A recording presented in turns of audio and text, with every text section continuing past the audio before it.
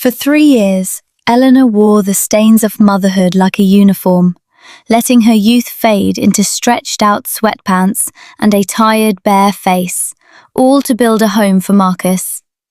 She had traded her own career for his comfort, believing him when he said her sacrifice was beautiful. But as she stood in the doorway of his corporate office, holding a plastic container of the lunch he'd forgotten, the illusion shattered. Marcus was leaned over his desk, laughing intimately, while his flawless secretary traced the collar of his shirt. The container slipped from her fingers, spilling onto the linoleum. The sharp crack of plastic wasn't just a mess. It was the sound of her life breaking in two. When she confronted him in their kitchen later that evening, there was no remorse in his eyes, only a deep, exhausting disgust. He didn't even look at her as he poured a drink. "Look at yourself, Eleanor," he sneered, his voice dripping with condescension. "You're boring, you're plain, and you're a drag to look at. Don't blame me for looking elsewhere when you stopped trying." He expected her to cry. He expected her to beg for his affection, to promise she would try harder to be the woman he wanted. Instead, a chilling, absolute silence settled into her bones. The tears vanished, replaced by a cold, calculative rage. She didn't say a single word.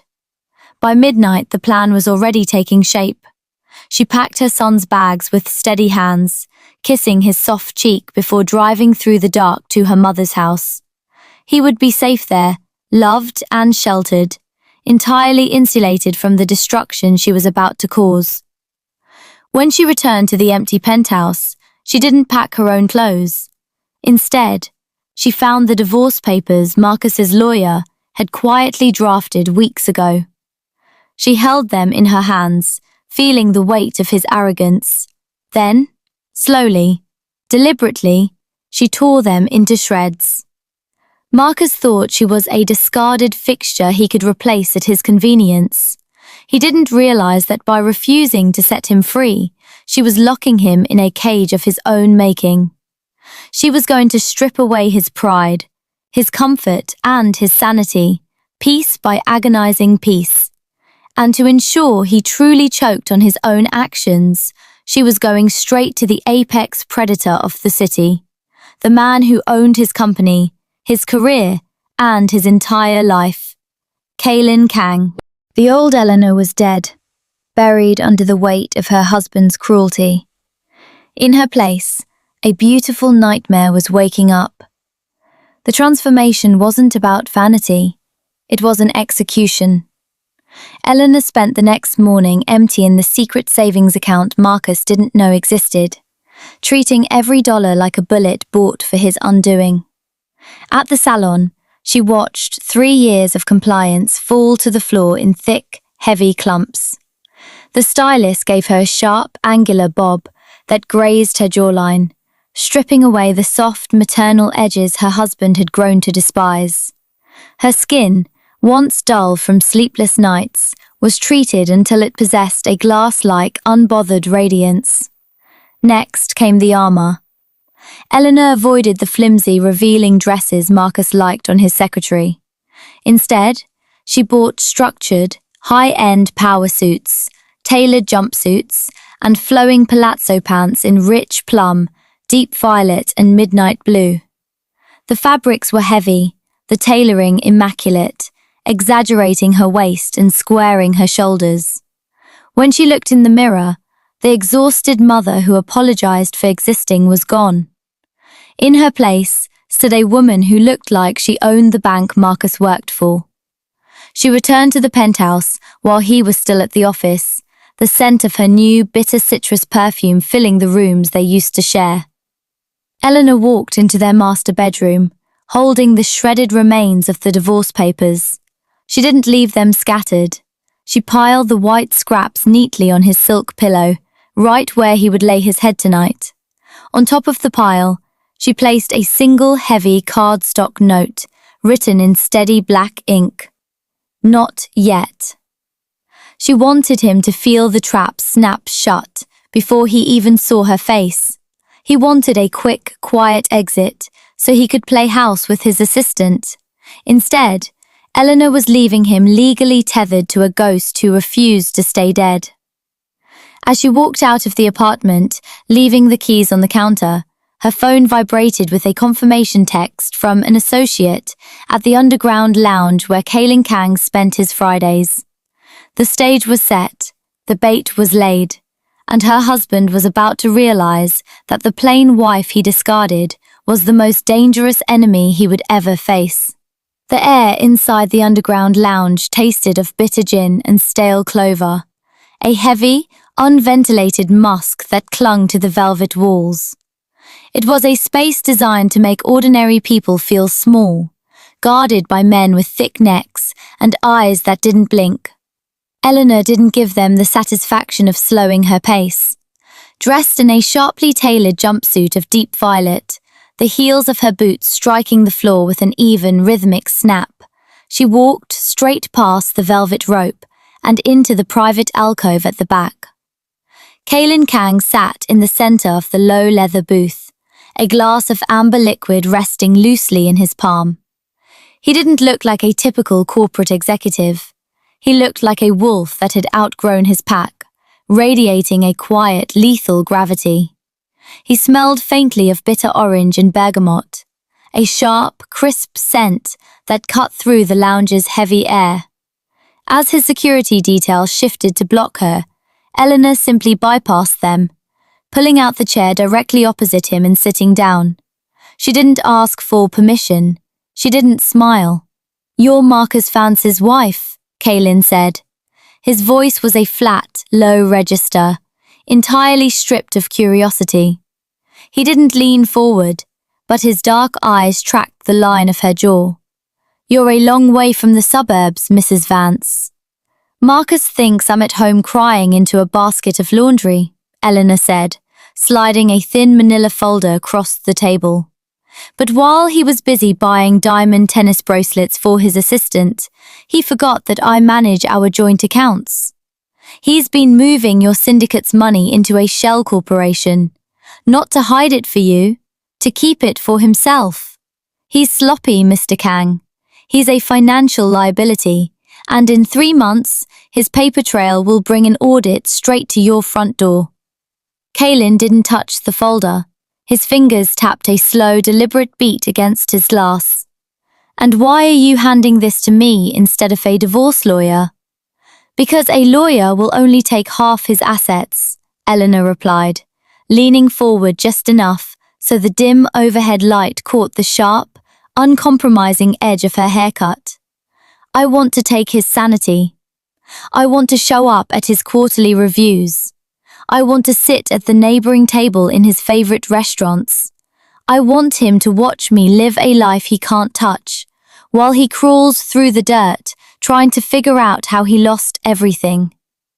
A slow, genuine amusement cracked through Kaylin's stony expression. It wasn't a grin, but a tightening of the eyes, the look of a predator encountering something entirely unexpected. "You want to use me as a ghost story to haunt your husband," Kaylin murmured, finally pulling the folder toward him. "That's a dangerous game. If he snaps, he might hurt you."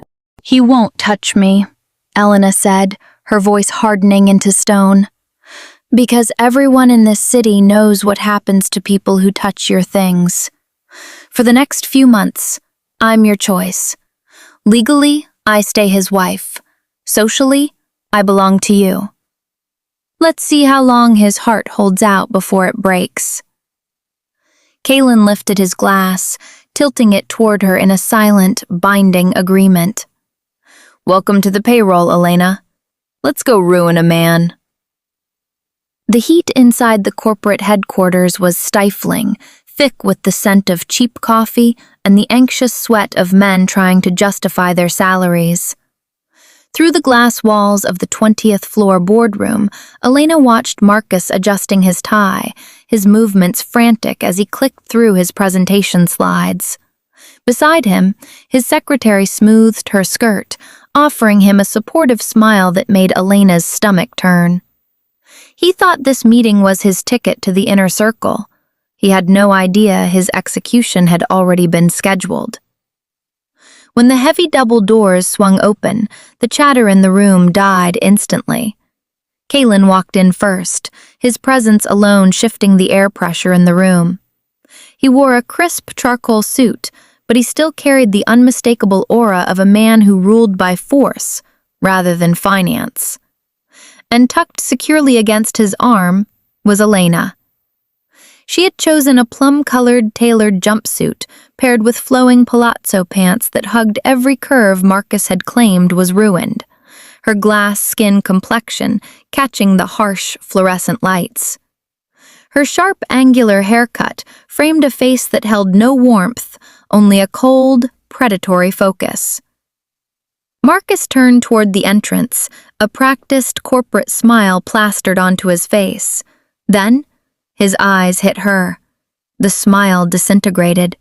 His jaw went slack, his skin draining of color so fast he looked almost gray. His gaze darted from her polished heels to her hand resting intimately on Kalen's sleeve, then up to her face. Elena? He choked out, his voice cracking loudly in the silent room. Beside him, the secretary froze, her eyes widening in recognition and sheer panic. Elena didn't blink. She didn't acknowledge his shock. She simply walked past him, the bitter citrus notes of her perfume cutting through the stagnant air. Instead of taking his usual place, Kalen walked to the very head of the long conference table. With a slow, deliberate movement, he pulled out the heavy executive leather chair. His dark eyes locked onto Marcus, a freezing warning etched into his features. "Sit, sweetheart," Kalen murmured. His voice was smooth, deep, and carried a terrifying weight that made several board members visibly stiffen. Elena sat down, crossing her legs elegantly, and finally looked directly at her husband. The man who had called her plain, who had told me she was a drag to look at, was now trembling 3 feet away from her. "Go ahead, Marcus," Elena said, her tone dripping with sweet, agonizing poison. "Begin the presentation. Let's see if your numbers are as disappointing as your personal tastes." Marcus stood paralyzed under the dual gaze of his ruthless employer and the wife he had discarded. When he finally managed to lift his clicker, his hand shook so violently the red laser pointer danced erratically across the screen. He began to stammer through his opening remarks, sweat slicking his forehead, completely undone by the icy, mocking smile on her lips. The trap was sprung, and Marcus was finally beginning to choke.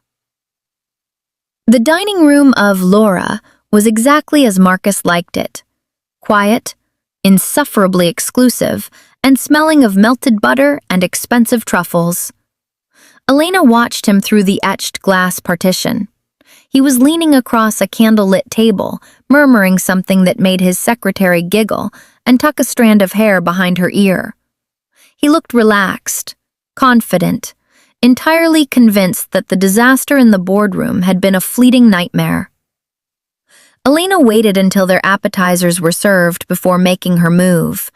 She walked into the dining room alone, a jaw-dropping hot gown in deep plum silk whispering against her legs with every step. The cut was dangerously low and entirely backless, exposing every inch of skin Marcus had spent the last year ignoring.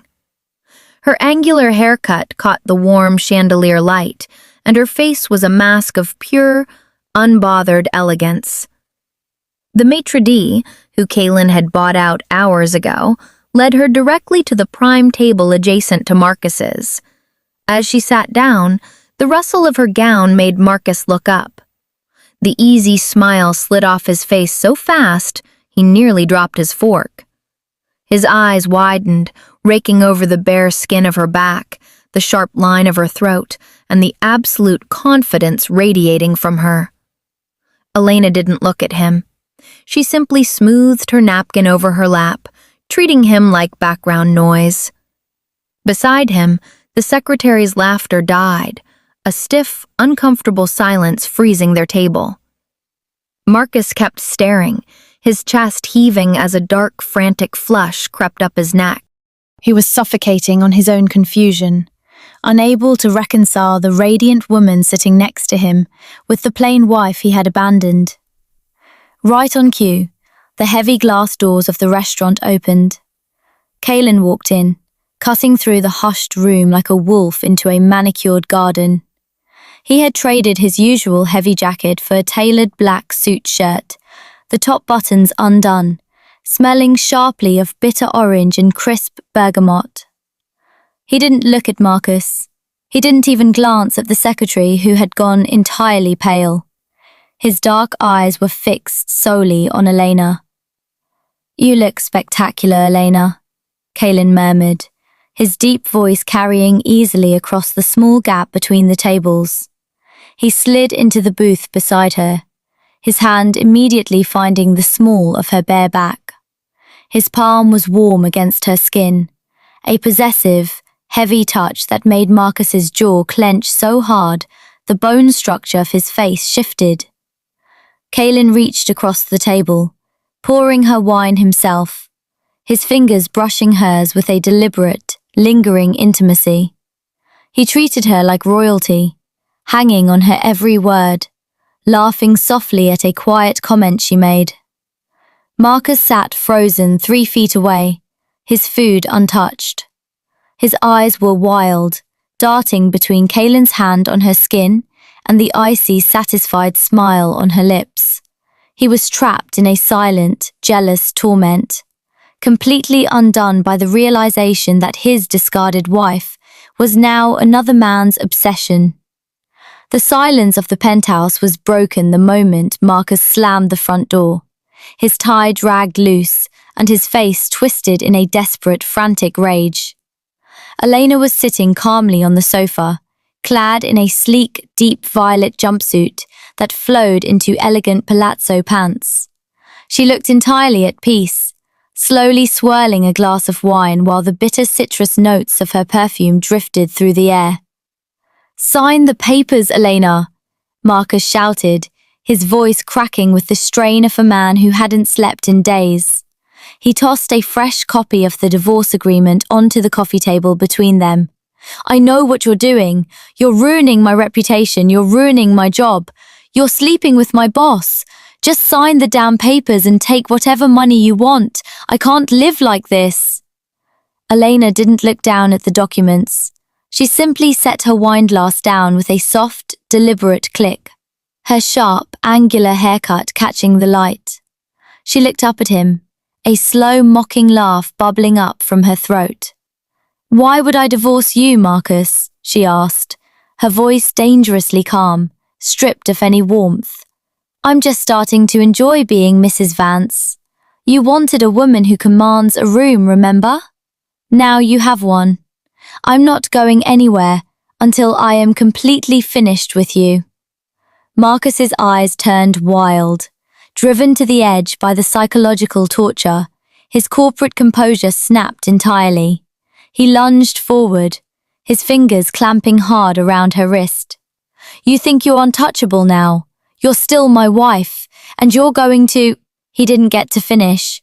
The shadowed corners of the penthouse hallway suddenly shifted.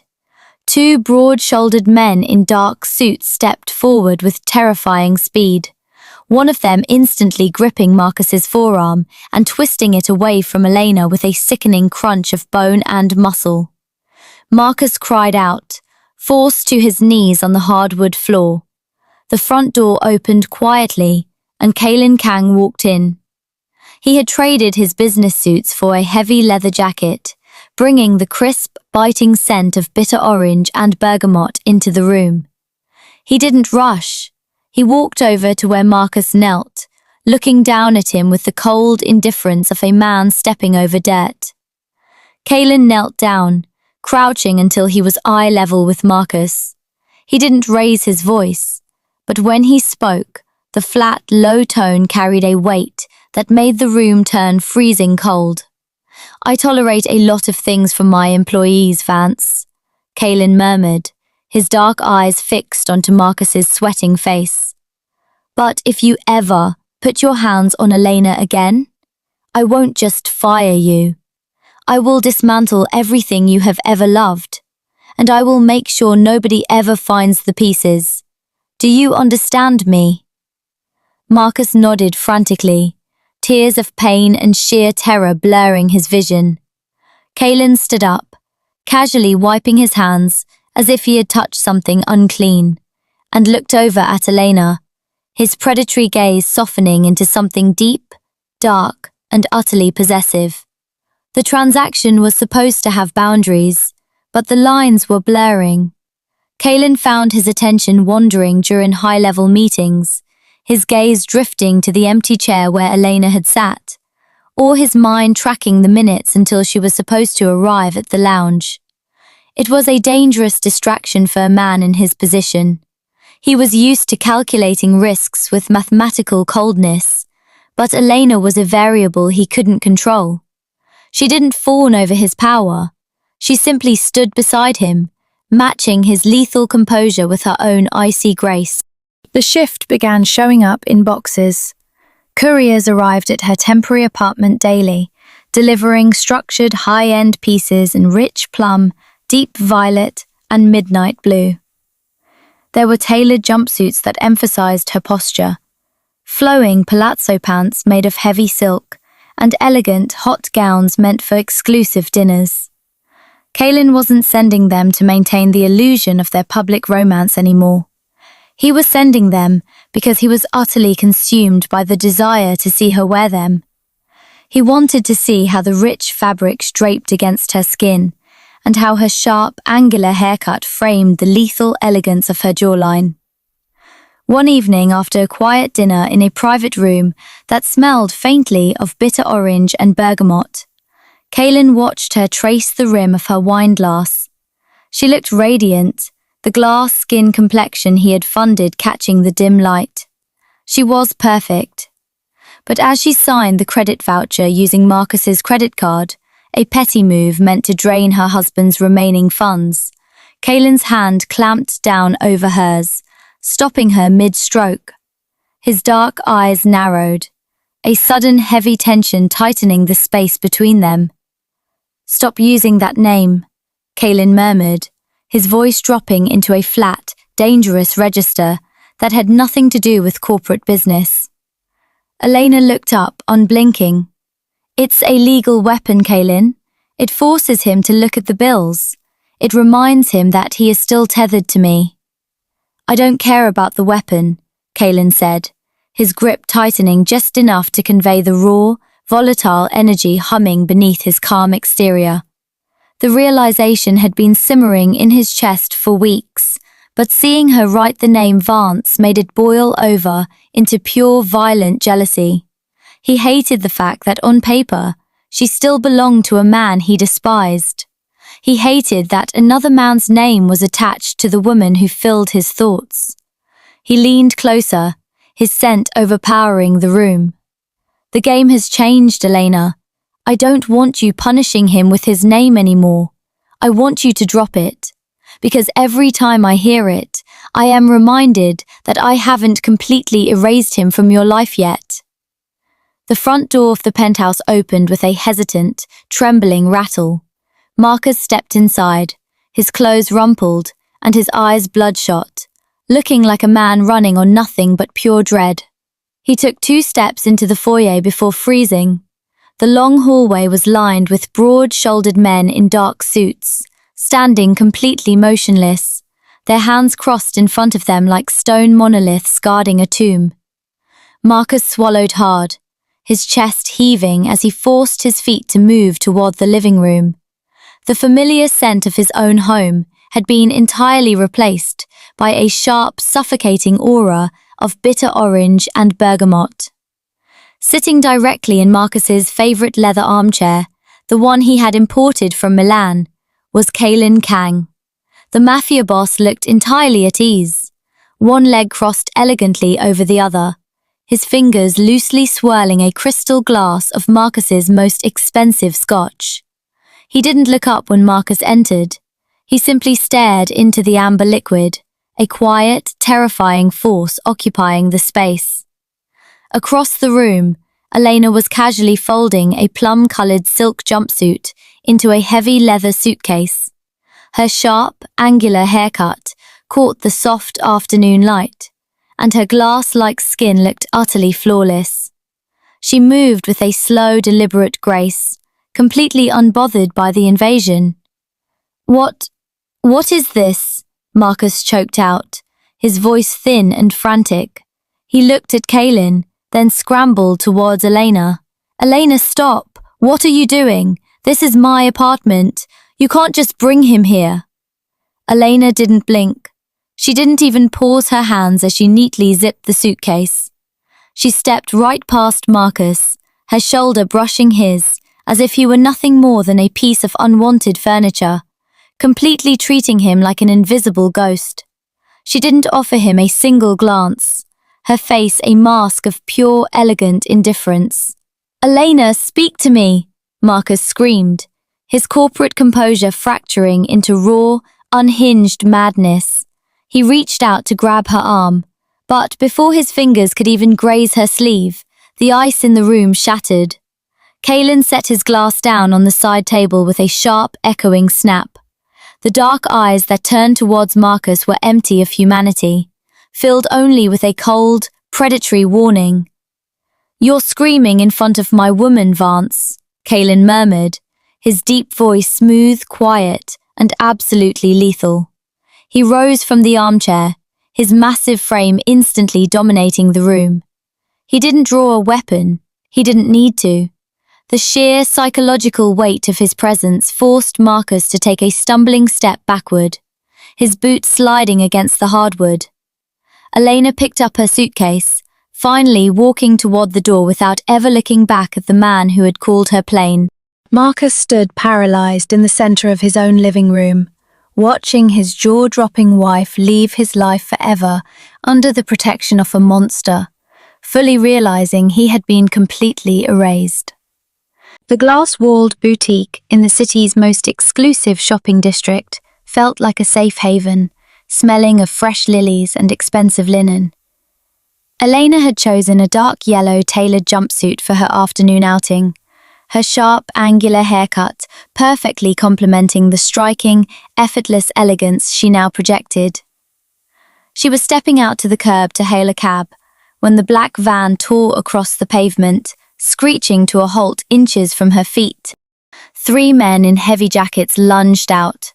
Before she could scream, a rough hand clamped over her mouth, dragging her into the dark interior of the vehicle. The air inside the van tasted of rust and stale sweat. As the doors slammed shut and the vehicle accelerated into traffic, Eleanor forced her racing pulse to slow down, her calculative rage overriding her panic. These weren't Marcus's men. He didn't have this kind of coordination. The heavy, faded tattoos creeping up the driver's neck belonged to the Beck-Ho Syndicate, Kaylin's fiercest rivals. They had noticed his uncharacteristic attachment to her. They thought she was a weak link, a tool to bleed Kaylin's territory, while she was out trying to pepper Marcus. "Keep quiet, lady," the man holding her down grunted, reaching into his pocket for a roll of heavy duct tape. Eleanor didn't waste time pleading. As he leaned closer, she slammed her forehead directly into his nose, the sharp crack of cartilage echoing in the cramped space.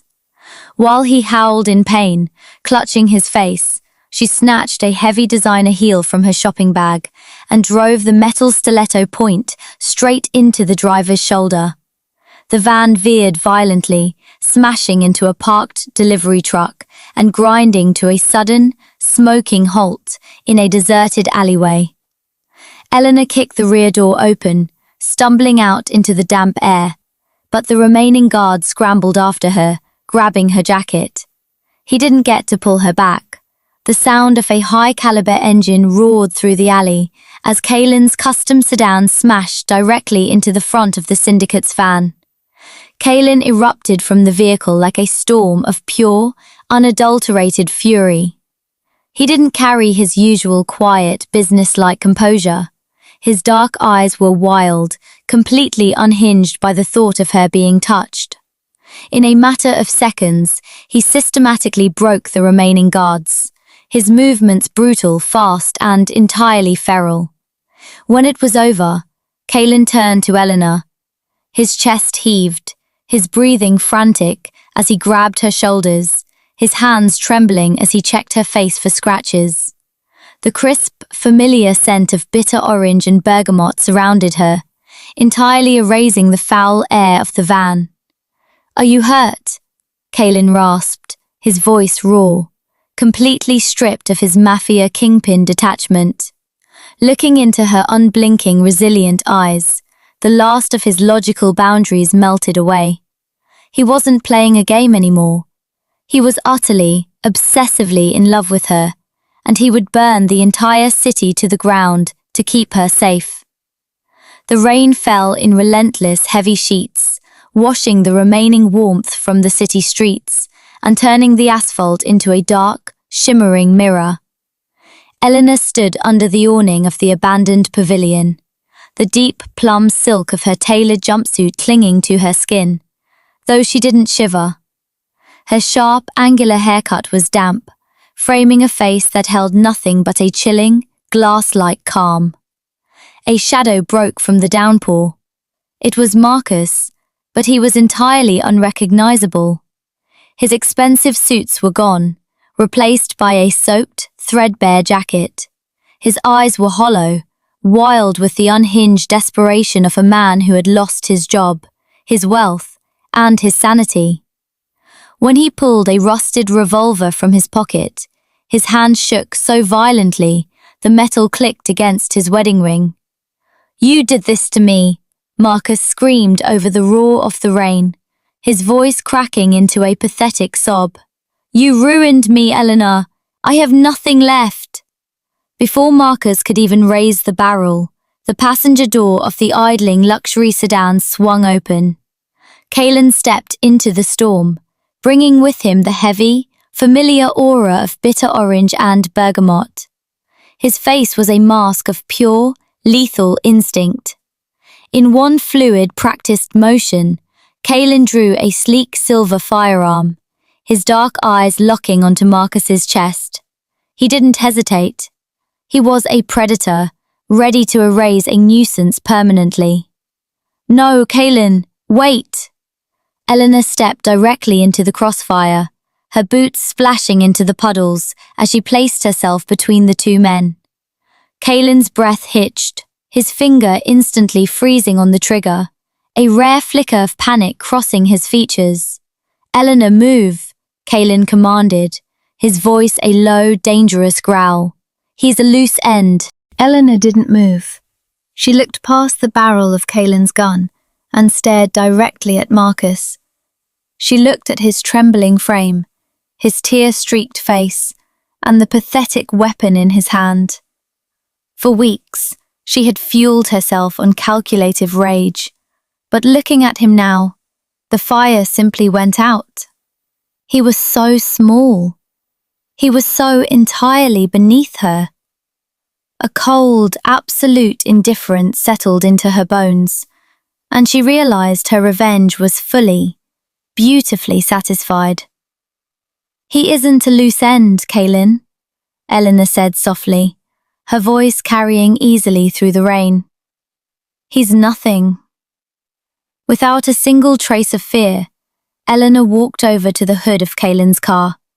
She pulled the crumpled divorce papers from her pocket, smoothing them against the wet metal. With a steady black pen, she signed her name, permanently severing her past. She slid the documents across the hood toward Marcus, never looking at his face again. Eleanor turned her back on the broken mirror of her old life and walked straight toward Kaelin. As she reached him, Kaelin lowered his weapon, his arms instantly wrapping around her in a fierce, protective embrace that shielded her from the storm. The vengeful ghost was dead. In her place stood a woman reborn, stepping into the dark, obsessive love of a king who would rule the world by her side.